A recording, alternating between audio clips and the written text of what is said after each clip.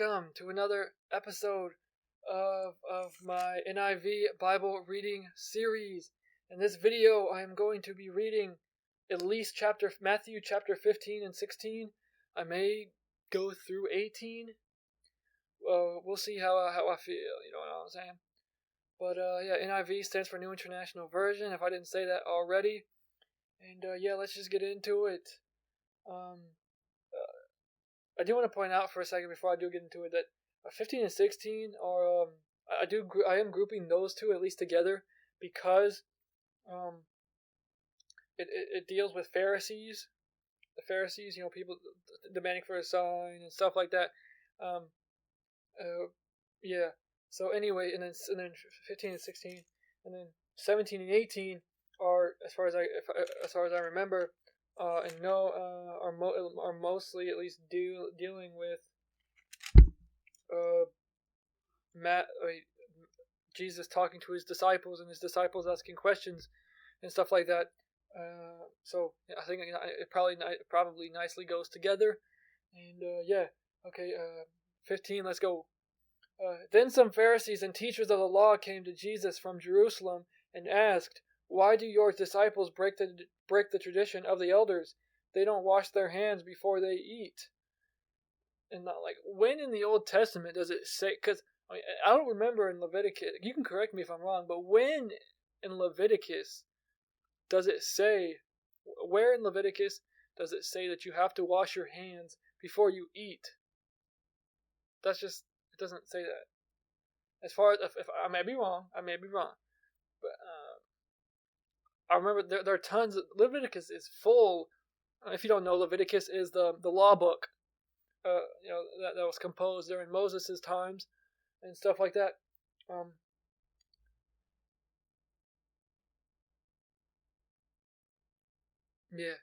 So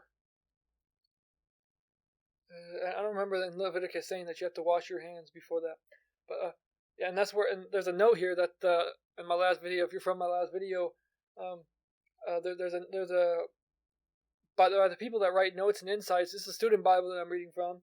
They have a note on 15:1 that said the Pharisees and that point out that the Pharisees and the teachers of the law considered their own strict traditions as binding as Old Testament law, which is ridiculous. That's absolutely ridiculous. Man-made law is flawed and cannot ever measure up to God's law as Old Testament law. In this passage, Jesus points out glaring inconsistencies in those traditions, and that's what we're going to follow. You know what I'm saying? We're going to see that. Jesus replied, "And why do you break the command of God for the sake of your tradition? For God said, 'Honor your father and mother,' which is in Exodus 20:12 and Deuteronomy 5:16. I love these scripture references. For the sake of your tradition, for God said, 'Honor your mother and father,' and anyone who curses their father or mother is to be put to death. But you say that if anyone declares that what might have been used to help their father or mother is devoted to God." Let me do that again. But you say that if anyone declares that what might have been used to help their father or mother is devoted to God, they are not to honor their father or mother with it. Thus you nullify the word of God for the sake of your tradition. You hypocrites, Isaiah was right when he prophesied about you. And another Isaiah quote. I'm loving these Isaiah quotes. These people honor me with their lips, but their hearts are far from me. They worship me in vain. Their teachings are merely human rules. And that's Isaiah 29:13. Oh, that's so good. That's what I say. I urge you to read the book of Isaiah. If you haven't read the book of Isaiah, come on, man. Read the book of Isaiah. It's fresh.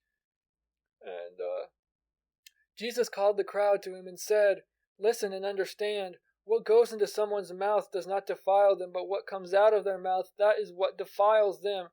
And this is in reference because in the Old Testament they had the Lord God had gave dietary restrictions to the Israelites under Mosaic law.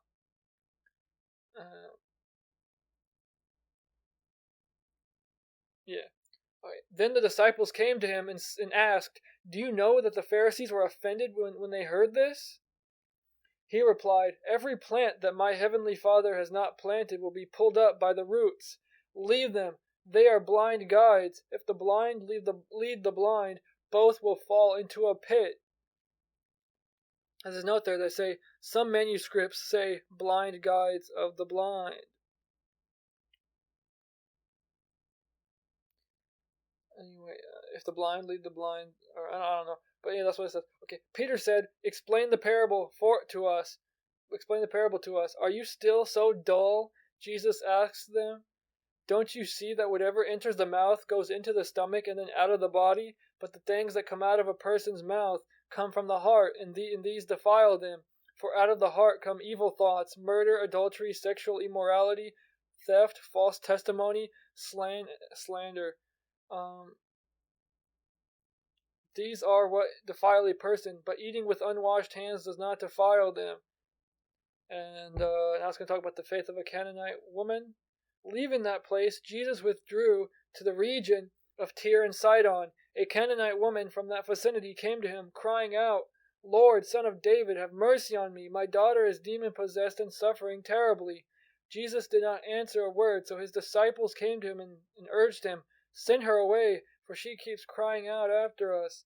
He answered, "I was sent only to the lost sheep of Israel." The woman came and knelt before him. "Lord, help me," she said. He replied, "It is not right to take the children's bread and toss it to the dogs." This is a famous line. You know, when it's talking to when the lady, the faith of the Canaanite woman, with the breadcrumbs of the dog story. That's it's fresh. You know what I'm saying? So much good stuff in here. "Lord, help me," she said. He replied, "It is not right to take the children's bread and toss it to the dogs." "Yes, it is, Lord," she said. "Even the dogs eat the crumbs that fall from their master's table." Then Jesus said to her, "Woman, you have great faith. Your request is granted." And her daughter was healed at that moment. Oh, come on, somebody. You know what I'm saying? And then this is another instance of Jesus feeding a bunch of people with only fish, with only with a little bit of food. He fed a lot of people, and a lot of people were fed. And I do want to go back to what I did in my previous video,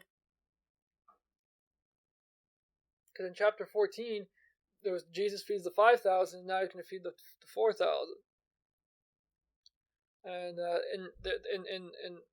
think in Kings, in the book of Kings, I think it's 2 Kings 4:43, somewhere in 2 Kings 4, it talks about how Elisha fed the 100 with a small amount of bread and barley loaves and some heads of grain or something like that. You know, another instant, an Old Testament parallel of this type of stuff.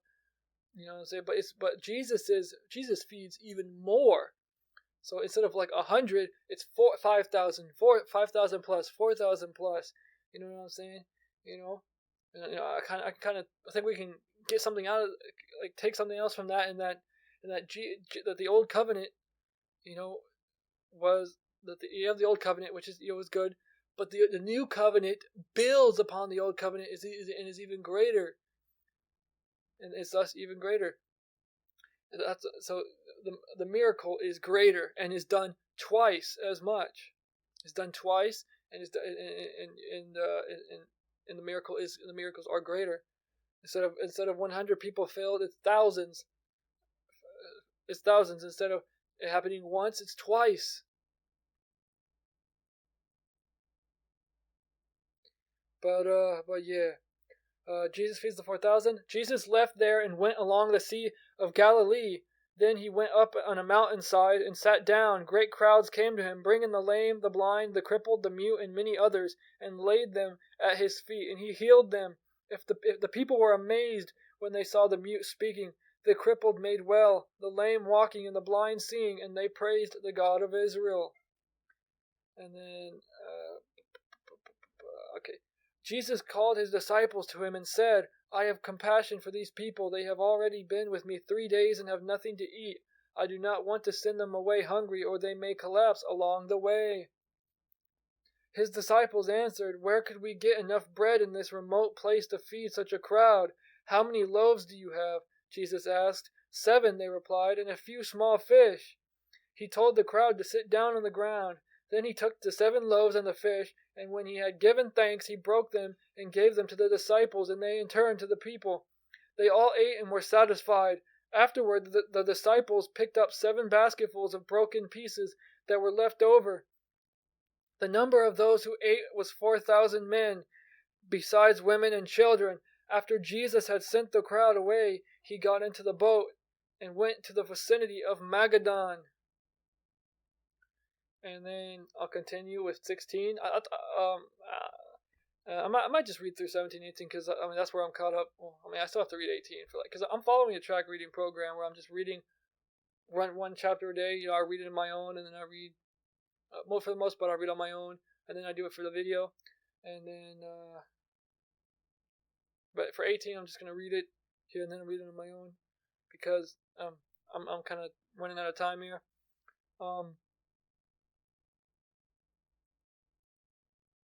Okay, and there's a footnote. There's an insight here on 15:29 to 39, which is basically Jesus feeds the 5,000. The 4,000. And in back-to-back chapters, Matthew reports on 2 incidents that can be easily confused. The feeding of the 5,000, chapter 14, came at the height of Jesus' popularity and made a huge impression. All 4 Gospels record it. Only Matthew and Mark, however, relate this separate miracle performed for a slightly smaller crowd. In Mark's account, Mark 8:1-10, Jesus seems amazed that his disciples, having seen the first miracle, doubt his ability to supply a crowd's needs this second time. And then let's go to 16. Okay, the Pharisees and Sadducees came to Jesus and tested him by asking him to show them a sign from heaven. He replied, "When evening comes, you say, it will be fair weather, for the sky is red, and in the morning today it will be stormy, for the sky is red and overcast. You know how to interpret the appearance of the sky, but you cannot interpret the signs of the times. A wicked and adulterous generation looks for a sign, but none will be given it except the sign of Jonah." Jesus then left them and went away. And there's a footnote here that says some early manuscripts do not have the part where it talks about when evening comes all the way to the times. So it cuts out verse 2 and 3. So that he replied, "When evening comes, you say it will be fair weather, for the sky is red, and in the morning today it will be stormy, for the sky is red and overcast. You know how to interpret the appearance of the sky, but you cannot interpret the signs of the times." That part it says early manuscripts do not have that. So I don't know what the deal is there, but it says and then the rest of it is there. The wicked adulteration. Okay. A wicked and adulterous generation looks for a sign, but none will be given except the sign of Jonah. And then Jesus then left them and went away. And then now it's going to talk about the more parables. When they went across the lake, the disciples forgot to take bread. "Be careful," Jesus said to them. "Be on your guard against the yeast of the Pharisees and Sadducees." They discussed this among themselves and said, "It is because we didn't bring any bread." Aware of their discussion, Jesus asked, "You of little faith, why are you talking among yourselves about having no bread? Do you still not understand? Don't you remember the 5 loaves for the 5,000 and how many basketfuls you gathered? Or the 7 loaves for the 4,000 and how many basketfuls you gathered? How is it you don't understand that I was not talking to you about bread, but be on your guard against the yeast of the Pharisees and Sadducees?" Then they understood that he was not telling them to guard against the yeast used in bread, but against the teachings of the Pharisees and Sadducees. And then Peter declares that Jesus is the Messiah. When Jesus came to the region of Caesarea, I'm just going to read through 18. Okay, when Jesus came to the region of Caesarea Philippi, he asked his disciples, Who do people say the Son of Man is?" They replied, "Some say John the Baptist, others say Elijah, and still others, Jeremiah or one of the prophets." "But what about you?" he asked. "Who do you say I am?" Simon Peter answered, "You are the Messiah, the Son of the living God." Jesus replied, "Blessed are you, Simon, son of Jonah, for this was not revealed to you by flesh and blood, but by my Father in heaven. And I tell you that you are Peter, and on this rock I will build my church, and the gates of Hades will not overcome it. I will give you the keys of the kingdom of heaven. Whatever you bind on earth will be bound in heaven, and whatever you loose on earth will be loosed in heaven." Then he ordered his disciples not to tell anyone that he was the Messiah.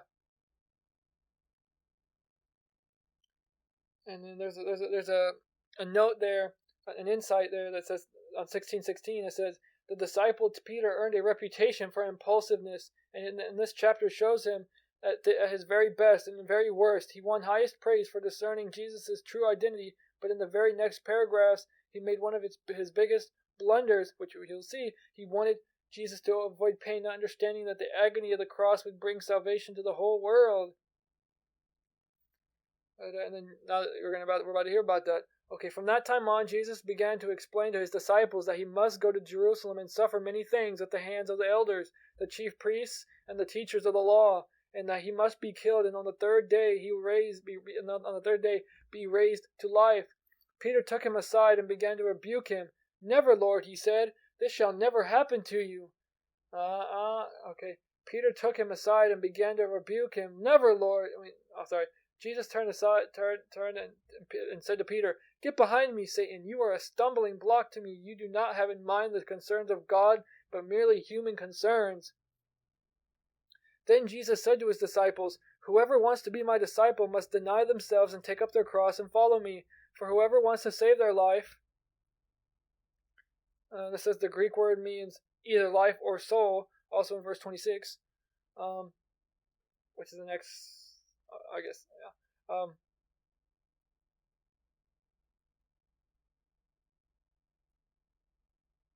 Whoever wants to save their life or soul will lose it, but whoever loses their life for me will find it. What good will it be for someone to gain the whole world yet forfeit their soul? Or what can anyone give in exchange for their soul? For the Son of Man is going to come in his Father's glory with his angels, and then he will reward each person according to what they have done. Truly, I tell you, some who are standing here will not taste death before they see the Son of Man coming in his kingdom." After 6 days, Jesus took with him Peter, James, and John, the brother of James, and led them up a high mountain by themselves. There he was transfigured before them. His face shone like the sun, and his clothes became as white as the light. But just then there appeared before them Moses and Elijah talking with Jesus. Peter said to Jesus, "Lord, it is good for us to be here. If you wish, I will put up 3 shelters, one for you, one for Moses, and one for Elijah." While he was still speaking, a bright cloud cornered them, and a voice from the cloud said, "This is my Son whom I love. With him I am well pleased. Listen to him." When the disciples heard this, they fell face down to the ground, terrified, but Jesus came and touched them. "Get up," he said. "Don't be afraid." When they looked up, they saw no one except Jesus. As they were coming down the mountain, Jesus instructed them, "Don't tell anyone that you have seen until the Son of Man has been risen from the dead." The disciples asked him, "Why then do the teachers of the law say that Elijah must come first?" Jesus replied, "To be sure, Elijah comes and will restore all things. But I tell you, Elijah has already come, and they did not recognize him, but have done to him everything they wished. In the same way, the Son of Man is going to suffer at their hands." Then the disciples understood that he was talking to them about John the Baptist. And then when they came to the crowd, a man approached Jesus and knelt before him. "Lord, have mercy on my son," he said. "He has seizures and is suffering greatly. He often falls into the fire or into the water. I brought him to your disciples, but they could not heal him. You unbelieving and perverse generation." Jesus replied, "How long shall I stay with you? How long shall I put up with you? Bring the boy here to me." Jesus rebuked the demon, and it came out of the boy, and he was healed at that moment. Then the disciples came to Jesus in private and asked, Why couldn't we drive it out?" He replied, "Because you have so little faith. Truly I tell you, if you have faith as small as a mustard seed, you can say to this mountain, 'Move from here to there,' and it will move. Nothing will be impossible for you." When they came together in Galilee, he said to them, The Son of Man is going to be delivered into the hands of men. They will kill him, and on the third day he will be raised to life. And the disciples were filled with grief. After Jesus and his disciples arrived in Capernaum, the collectors of the 2 drachma temple tax came to Peter and asked, "Doesn't your teacher pay the temple tax?" "Yes, he does," he replied. When Peter came into the house, Jesus was the first to speak. "What do you think, Simon?" he asked. "From whom do the kings of the earth collect duty and taxes? From their own children or from others?" "From others," Peter answered. "Then the children are exempt." Jesus said to him, "But so that we may not cause suffering, go to the lake and throw out your line. Take the first fish you catch, open its mouth, and you will find a 4 drachma coin. Take it and give it to them for my tax and yours." I'm talking about 17:5. There's an insight there. It says, while he was speaking, a bright cloud covered them, and a voice from the cloud said, "This is my son whom I love, with him I am well pleased. Listen to him." 3 of Jesus' disciples had the opportunity to observe this dramatic scene of God approving of his son, Jesus. Moses, the first great lawgiver, and Elijah, the first great prophet, appeared with Jesus, and God spoke from heaven. The Apostle Peter described the impact of this experience in 2 Peter 1:16 through 18.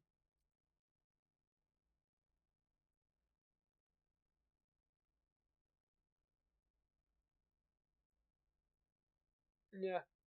Okay.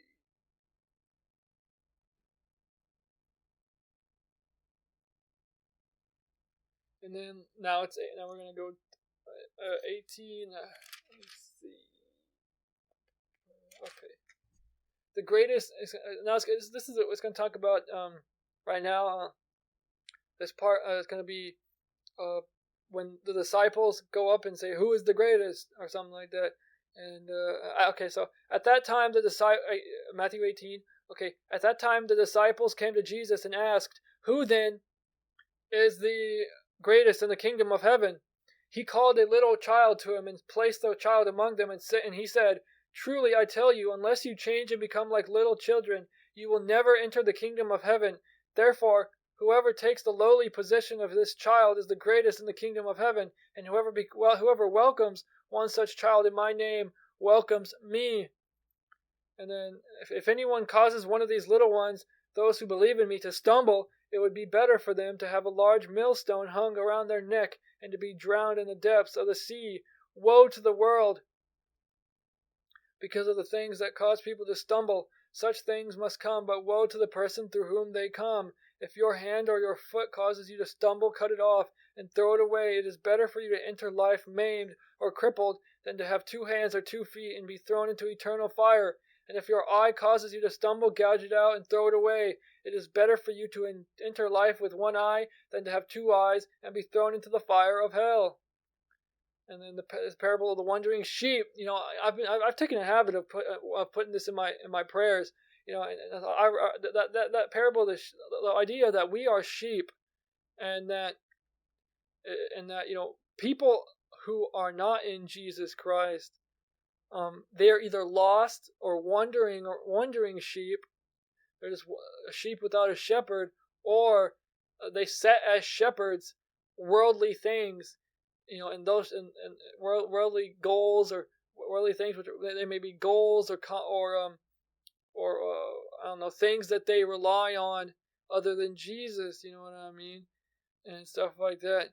And the fact is that they're, whether it be like material things, is that either they are shepherdless or they are following a shepherd that, or false, when it comes to religion, I guess you could say false shepherd, but they're either following a false shepherd, or they're shepherdless, just wandering around. You know what I mean? So I've thought about this, you know, a lot lately, and incorporated in my prayer. You know, I was like, you know, I tell God, you know, I'm like, God, you know, without you, I'm a sheep. You know, I can't, you know, survive without your shepherdship, without you being my shepherd. You know what I'm saying? And I'll be like, Lord, I pray that you keep me a part of the flock. You know what I'm saying? Please don't let me, even if I do get lost, I pray that you escape, that you escape the 90, that you break away from that you come after me and bring me back. That's a callback, I think, in the Old Testament that is talked about. But yeah, anyway, the parable of the wandering sheep. See that you do not despise one of these little ones, for I tell you that their angels in heaven always see the face of my Father in heaven. Let's see.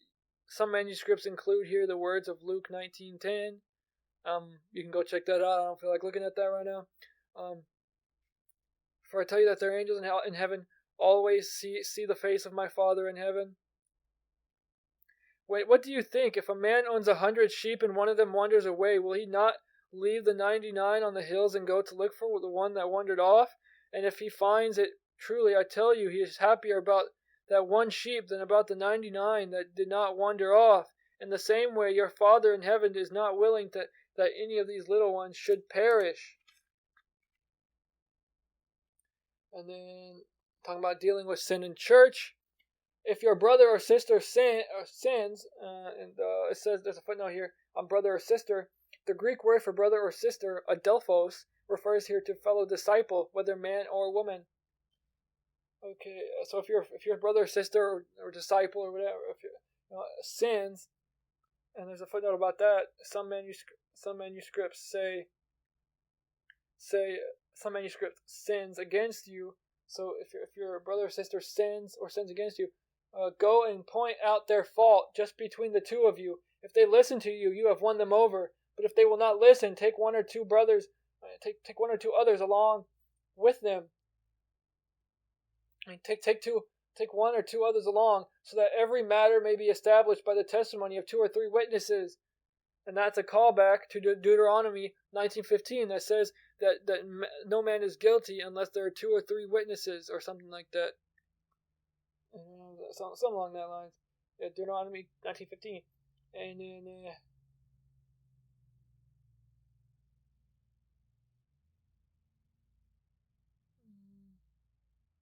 oh yeah, okay. If they still refuse to listen, tell it to the church. And if they refuse to listen even to the church, treat them as you would a pagan or a tax collector. Truly, I tell, which is funny because I think Matthew has some sense of humor in there, because Matthew was a tax collector, which is, it's kind of funny. But truly, I tell you, whatever you bind on earth will be bound in heaven, and whatever you loose on earth will be loosed in heaven. There's a footnote here. Let's see. On whatever you bind on earth will be, or will have been, bound in heaven, and whatever you loose on earth will be, or will have been, bound in. Will be loosed in heaven. And again, truly I tell you that if 2 of you on earth agree about anything they ask for, it will be done for them by my Father in heaven. For where 2 or 3 gather in my name, there am I with them. In the parable of the unmerciful servant. Okay, then Peter came to Jesus and asked, Lord, how many times shall I forgive my brother or sister who sins against me? Up to 7 times? Jesus answered, I tell you, not 7 times, but 77 times. Oh, and there's a footnote that says, or 70 times 7. Therefore, the kingdom of heaven is like a king who wanted to settle accounts with his servants. As he began the settlement, a man who owed him 10,000 bags of gold was brought to him. Since he was not able to pay, the master ordered that he and his wife and his children and all that he had be sold to repay the debt. At this, the servant fell on his knees before him. Be patient with me, he begged, and I will pay back everything. The servant's master took pity on him, canceled the debt, and let him go. But when that servant went out, he found one of his fellow servants who owed him 100 silver coins. But he grabbed him and begged. He grabbed him and began to choke him. Pay back what you owe me, he demanded. His fellow servant fell to his knees and begged him, Be patient with me, and I will pay it back. But he refused. Instead, he went off and had the man thrown into prison until he could pay the debt. When the other servants saw what had happened, they were outraged and went and told their master everything that had happened. Then the master called the servant in. You wicked servant, he said. I canceled all that debt of yours because you begged me to. Shouldn't you have had mercy on your fellow servant, just as I had on you? In anger, his master handed him over to the jailers to be tortured until he should pay back all he owed. This is how my heavenly Father will treat each of you unless you forgive your brother or sister from your heart. Ain't that facts? Ain't that facts, guys? And then, okay, so in 24, when it says 1,000 bags of gold, there's a footnote here that says Greek 10,000 talents. A talent was worth about 20 years of a day's labor years of a day laborer's wage. And then let's see what else. What other footnotes did I skip out on? Okay, so it says on 28 when it says 28, it says 100 silver coins. It says Greek 100 denarii. A denarius was the usual daily wage of a day.